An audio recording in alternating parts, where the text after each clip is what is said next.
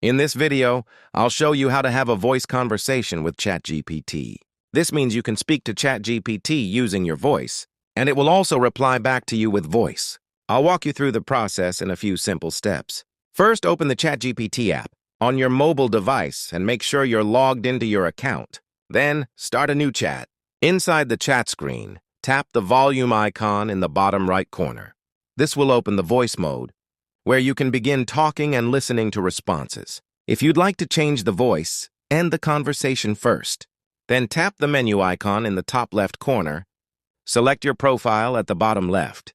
Scroll down to Voice and choose the voice you like. And that's it. This is how you can use voice conversation with ChatGPT. That's it for this video. Make sure to like and subscribe for more videos. Until next time, see you soon.